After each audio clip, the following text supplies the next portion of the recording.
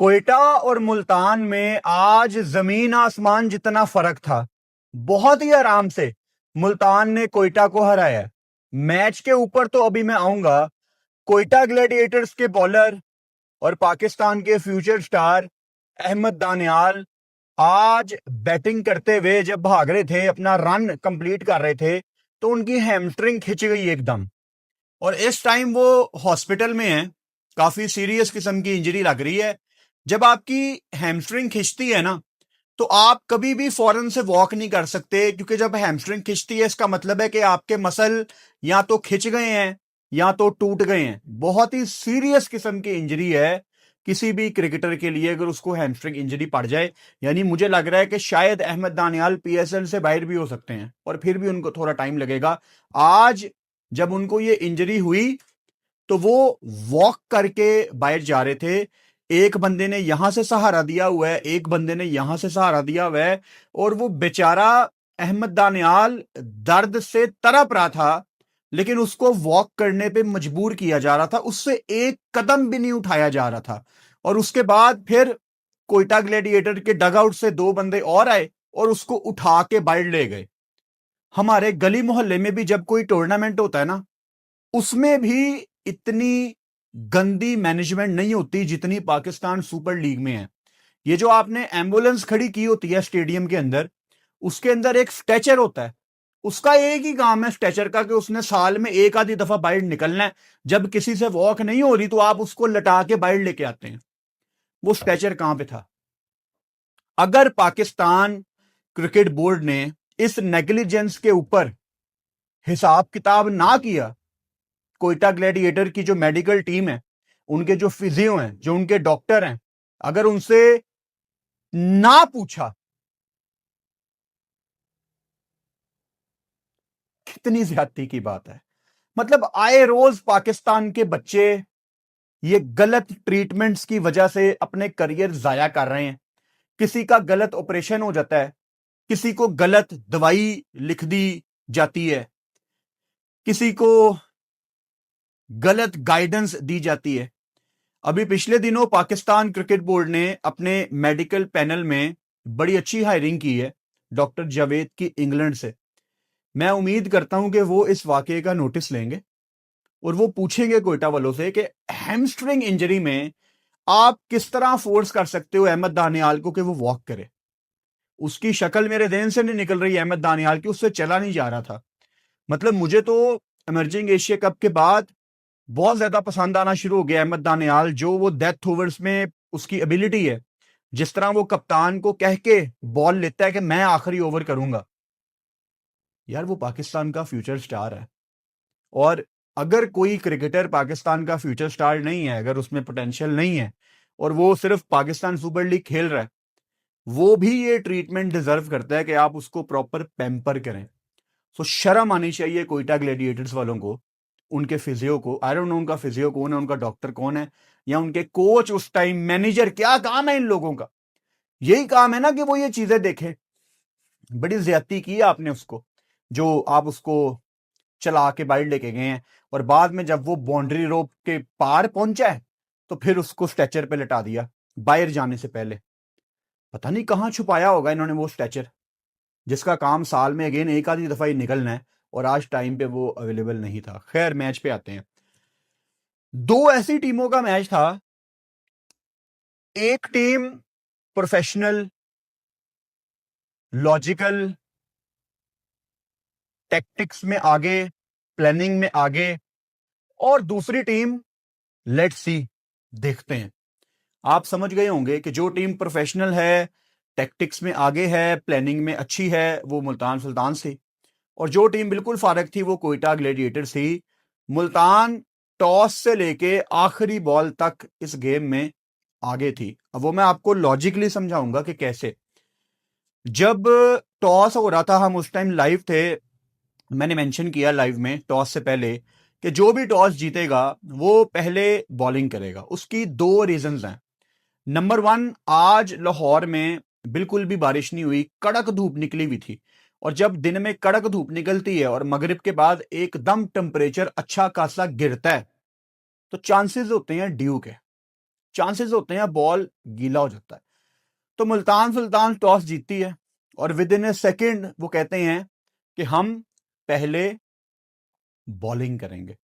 और वो हर लिहाज से अच्छा फैसला था, बिकॉज लाहौर में टेम्परेचर बहुत गिरा हुआ है, पिछले 2-3 दिनों से बारिश भी बहुत हुई है, तो आपको बड़ा मजा आता है उन कंडीशंस में विद द न्यू बॉल। लेकिन इस पिच में एटलीस्ट 200-210 रन मौजूद थे। It was the used pitch. PSL में इस पिच के ऊपर हमने 200 रन देखे हैं, तो 200 यहां पे होना था। अब कोयटा की तरफ से ओपन करते हैं ख्वाजा नाफे और शामिल हुसैन। ख्वाजा नाफे ने आज विकेट कीपिंग में भी एक पीछे से चौका करवाया है और अब वो पाकिस्तान खेल चुके हैं। देखो, as a wicket keeper batting करते हुए आप जल्दी आउट हो गए हो तो चलो समझ आती है, लेकिन जो आपकी प्राइमरी जॉब है, अगर उसमें भी आप फंबल करोगे नाफे, वो भी इस एज में, तो वो भाई कभी भी काबिले कबूल नहीं है। और आज ख्वाजा नाफे 7 बॉलों पे 12, टूर्नामेंट में पहली दफा हुआ है कि मुल्तान सुल्तान्स ने स्पिनर्स के साथ शुरुआत की है। और सिर्फ यही नहीं, आज कोयटा ग्लेडिएटर का जो स्कोर है ना, वो 166 फॉर 7 है, जिसमें एक आपका रिटायर्ड आउट है, एक आपका रन आउट है। चलो रिटायर्ड आउट को साइड पे रखते हैं, एक रन आउट है अलजारी जोसेफ, और बाकी 6 के 6 स्पिनर्स ने आउट किए हैं। यानी जो मैंने आपको शुरू में बताया ना कि मुल्तान टैक्टिक्स में आगे थी, वो इस वजह से उनको बड़े जबरदस्त तरीके से ना इस पिच को उन्होंने पढ़ लिया था। उनको पता था कि इस पिच पे स्पिनर्स के लिए बहुत ज्यादा मदद मौजूद है। यानी कप्तान टर्नर नया बॉल करते हैं और ऑब्वियसली उन्होंने शामिल हुसैन को आउट भी किया। नया बॉल वो नवाज से शेयर करवाते हैं, नवाज ने भी ऊपर से ख्वाजा नाफे को चलता किया 1.2 बॉल्स पे। उसके बाद नीचे आप देखें फैसल अकरम ने भी ठीक बॉलिंग की, अरफात मिनहाज वाज एक्सेप्शनल, अभी अलग-अलग भी इन पे बात करूंगा।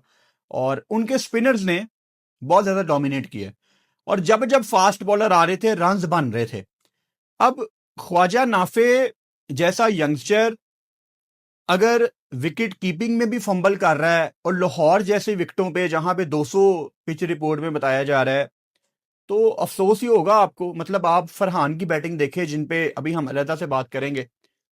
2025 से लेके अब तक पूरी दुनिया में सबसे ज्यादा छक्के हो गए हैं फरहान के, 145। T20 ओवरऑल बात कर रहे हैं, इसमें इंटरनेशनल भी है और पीएसएल वगैरह भी है, डोमेस्टिक भी है।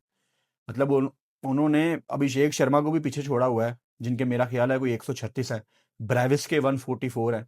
इस लिस्ट में निकोलस पूरन भी है, जिसके मेरा ख्याल है कोई 130 है। तो देखो तो कि कितने बड़े जिन भूत इस लिस्ट में भाई बैठे हुए हैं। तो ख्वाजा नाफे ने डिसअपॉइंट किया है। आज किसी किस्म का कोई एक्सक्यूज नहीं था, क्योंकि पहला ओवर उन्होंने बड़ा अच्छा निकाल लिया था, छक्का भी उन्होंने टर्नर को लगा दिया था। लेकिन हमारे बच्चे अगर पाकिस्तान सुपर लीग में नहीं कर पाएंगे ना, तो फिर अफसोस होगा, specially for a guy like Nafe, जो पाकिस्तान से भी पहले ऑलरेडी खेल चुके हैं। शामिल हुसैन टूर्नामेंट में ही स्टार्टेड वेल, लेकिन आज एक बड़ी नथिंग शॉट मार दी। जोर से वो शॉट मारना चाहते थे मिड विकेट के एरिया में, और मिडॉन के हाथ में कैच पकड़ा दिया। नवाज ने बड़ा अच्छा कैच पकड़ा, थोड़ा ऊपर जंप करके, अच्छा कैच था, लेकिन it was a very casual shot from Shamyl Hussain, it was a nothing shot. फिर आ जाते हैं सऊद शकील साहब। अब मुझे बताएं, साउथ की आज 34 बॉलों पे साउथ ने 50 किए।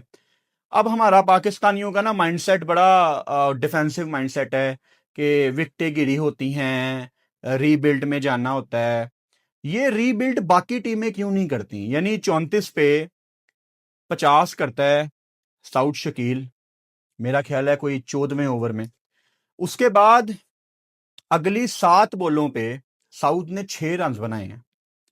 मतलब वो 50 करने के बाद भी ना बस इसी चक्कर में था कि मैं बस सिंगल डबल निकाली जाऊं। क्या साउथ ये करके पाकिस्तान की T20 टीम में आएगा? मतलब साउथ का मकसद क्या है T20 खेलने का? उसका एम क्या है? उसका गोल क्या है? अगर तो पाकिस्तान की T20 टीम में आना साउथ शकील का गोल है, तो साउथ पाकिस्तान में ना आपके पास कोई 50 ऐसे प्लेयर्स हैं जो 35 पे 50 कर लेते हैं। अगर आप भी उस लिस्ट में रहना चाहते हो, मुझे उससे कोई प्रॉब्लम नहीं है। लेकिन मजा तब आता जब ऊपर से 2 विकेटें गिरी हुई हैं और साउथ कोई 34 बॉलों पे 70-80 करता, पूरा पाकिस्तान बात करता यार ये साउथ को क्या हो गया। एक इम्पैक्ट क्रिएट होता, हेडलाइंस बनती, एक माहौल बनता। ये माहौल आपको बनाना पड़ेगा अगर आपको पाकिस्तान की टी20 टीम में आना है। Otherwise with all due respect, Pakistan को टी20 में साउथ शकील नहीं चाहिए। क्या साउथ को पाकिस्तान की टी20 टीम में खेलना है? हम सब की टीम है, साउथ की भी टीम है, साउथ खेल सकता है, लेकिन उसके लिए कुछ सैंपल साइज प्रोवाइड करना पड़ेगा। ये बड़ा माठा 50 था, ये बड़ा सेल्फिश मीडियोकर डिफेंसिव 50 था।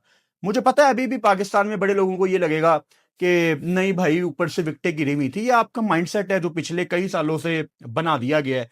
इवन आप शान मसूद को भी देखो, वो भी आज कितनी तेज बल्लेबाजी करके गया। फरहान पे अभी मैं आऊंगा, तो उन्होंने टाइम क्यों नहीं लिया, वो इतने फ्री हो गए क्यों खेलते हैं। It was a poor knock. Hasan Nawaz 22 बॉलों पे 20, शुरू में आके हसन नवाज ने टाइम लिया और उसके बाद जब चार्ज करने की बारी आई तो स्टंप आउट हो गए। एक तो वो जोश फिलिपी ने बड़ा शानदार स्टंप किया, एक आधे सेकंड के लिए भी हसन नवाज का पांव हवा में नहीं गया और उसने स्टंप कर दिया। हसन नवाज की अभी तक पीएसएल अच्छी रही है, पिछला मैच भी अच्छा था। और पाकिस्तान में ना मैंने नोट किया है, अनफॉर्चुनेटली लोग ना हसन नवाज के फेल होने का इंतजार करते हैं। जैसे ही हसन नवाज आउट होता है ना, कुछ कमेंट आना शुरू हो जाते हैं, हाँ बताओ आप तो कहते थे ये बड़ा टैलेंट है। पता नहीं हम लोग इतने गंदे क्यों हैं। मतलब हमने ना अपने दिलों के अंदर बुगज रखा हुआ है। ये हसन नवाज कैसे सेट इन हो सकता है, क्योंकि हमारा फेवरेट प्लेयर हमें बाइट जाता नजर आ रहा है।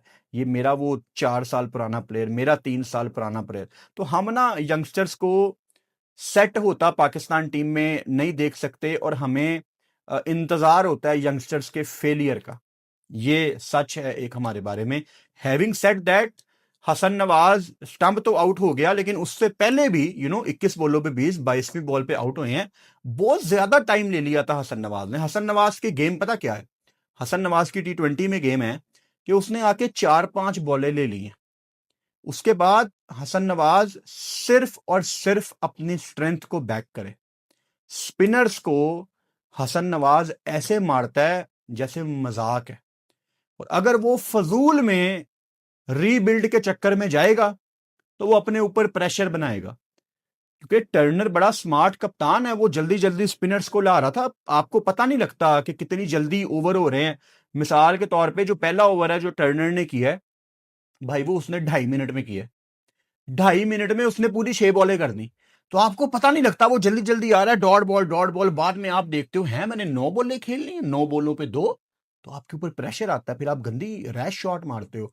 हसन नवाज 4-5 बॉलें बहुत हैं आपके लिए। उसके बाद ये स्कोर बोर्ड का प्रेशर आप इग्नोर करें और अपनी गेम को बैक करें। अभी तो टूर्नामेंट के स्टिल अर्ली डेज हैं भाई, सीधी सी बात है। राइली रूसो पिछले मैच में इंजर्ड थे, इस मैच में फिट थे। और Rilee Rossouw I still think के काफी नीचे खेल रहे हैं। इनकी परफॉर्मेंसेस हैं पाकिस्तान सुपर लीग में फॉर मुल्तान, फॉर क्वेटा। और इनको 1-2 साल पहले मैंने नोट किया था, ये बहुत ही फ्री हो गए खेलना शुरू हो गए थे। वही इनकी गेम है। आज ही tried but Arafat Minhaj was too good. बड़ी शानदार उनकी बॉल पड़ रही थी। हालांकि कदमों का इस्तेमाल करके चार्ज कर रहा था, आना चाहता था बॉल के ऊपर राइली, लेकिन Arafat Minhas again was very good. नीचे न्यूजीलैंड के बेवन जैकब्स आज थोड़ी सी फेस सेविंग कर गए। 49 नॉट आउट 31 बॉलों पे, 3 छक्के 4 चौके, 166। यानी 166 से आप 49 निकाल दें तो कल भी मैंने आपको एग्जांपल दी थी कि पिंडी की तरफ से कल फॉरेस्टर ने जो बारी खेली है उसको आप निकाल दें, पीछे बचता कुछ नहीं है। एक ऐसा टोटल इन्होंने बोर्ड पे लगा दिया था because of Jacobs and Ahmed Daniyal, जिनके बारे में मैंने आपको बताया कि वो रन लेते हुए तीसरे रन के लिए पुश कर रहे थे और उनकी हैमस्ट्रिंग खिंच गई। 9 बॉलों पे 22 अहमद दानियाल। बस ये अपने आप को प्रीमियम कहता नहीं है अहमद दानियाल, वरना बैटिंग ये उतनी कर लेता है। इस कैटेगरी में मैं अब्बास अफरीदी को भी रखता हूँ। ये इतनी बैटिंग कर लेते हैं, ये थोड़ी बहुत बैटिंग करने वाले जो अपने आप को प्रीमियम कहते हैं ना, ये इतनी बैटिंग तो अहमद दानियाल भी कर लेता है और अब्बास अफरीदी तो कर ही लेता है। खैर, आई होप अहमद दानियाल जल्दी से ठीक हो जाए, इंजरी सीरियस लग रही है। लेट्स सी पीएसएल में पता नहीं खेल पाएंगे कि नहीं, फिलहाल तो मुश्किल ही लग रहा है। 49 किया जैकब्स ने, उसकी बदौलत 168, जो कि कभी भी काफी नहीं था इस पिच के ऊपर, क्योंकि ये 210 220 वाली पिच थी ना, और उसमें अगर आपने 166 किया है तो फिर आप अफोर्ड नहीं कर सकते किसी किस्म की गलती। लेकिन कोयटा ने बहुत ज्यादा गलतियां की। Turner with the ball was brilliant, 3 over में 16 रन, 1 विकेट। अच्छा, जब आखिरी ओवर वसीम जूनियर करने आया ना, तो वसीम जूनियर को पहले ओवर में ही कुट पड़ गई थी, और उससे पहले पीटर सिडल को भी अच्छी खासी मार लगाई थी जैकब्स ने, अहमद दानियाल ने। उसको, पीटर सिडल को 3 ओवर में 40 पड़ गया। और जब आखिरी ओवर वसीम जूनियर करने आया है, तो उस टाइम फैसल अकरम का भी 1 ओवर रहता था, टर्नर का भी 1 ओवर रहता था, लेकिन आखिरी ओवर उसने वसीम जूनियर को ही दे दिया। मतलब इस पिच में फास्ट बॉलर्स के लिए इतनी मार थी कि वसीम जूनियर 18वें ओवर में आया है पहला ओवर करने। सोचो कि कितना उसको इंतजार करवाना पड़ा, और पहले ओवर में उसको मार ही पड़ी है।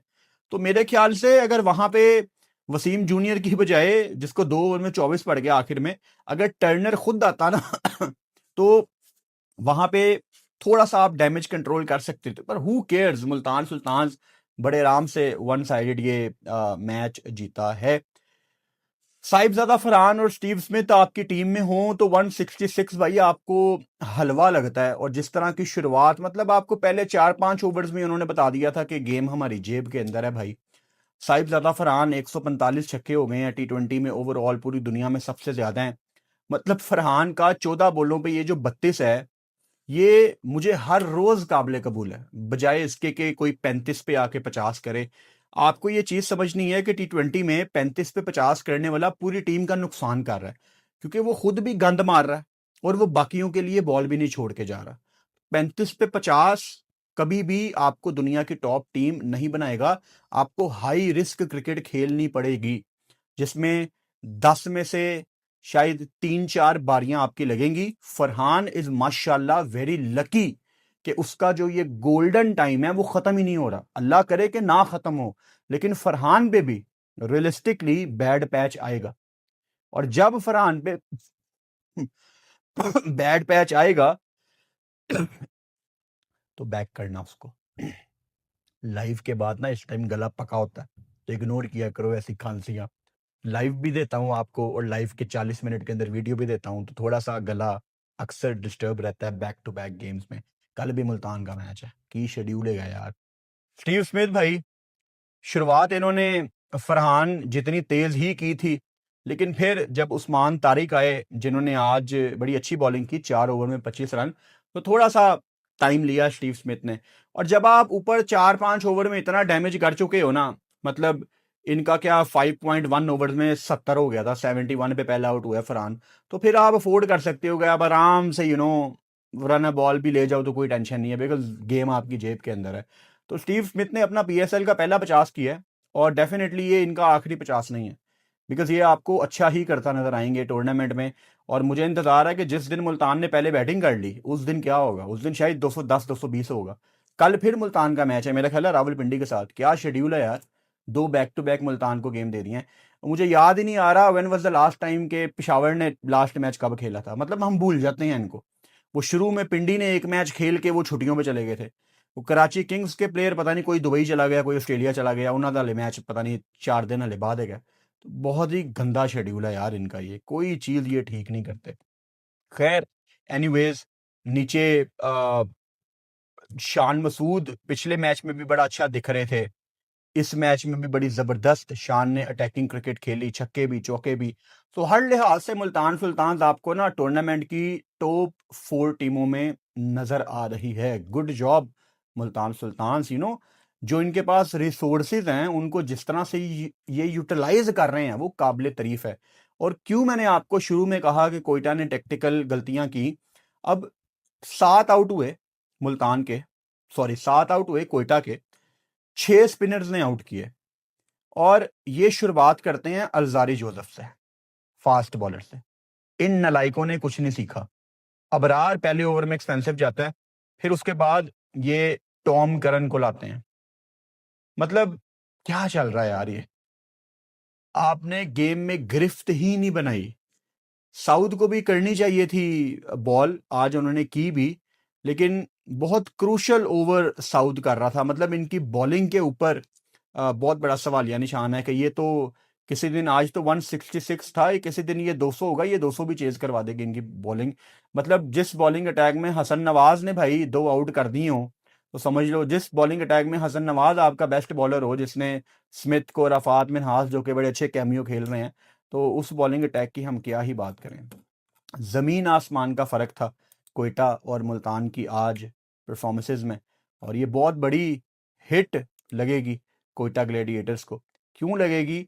क्योंकि कोयटा ग्लैडिएटर्स ने 4 में से सिर्फ एक ही मैच जीता है। और मेरा ख्याल है मुल्तान जो एक मैच हारी है, वो 13 ओवर वाला मैच अगर ना होता तो शायद उन्होंने वो भी जीत जाना था। थोड़ा सा डिफरेंट माहौल हो जाता है ना 13 ओवर के मैच में।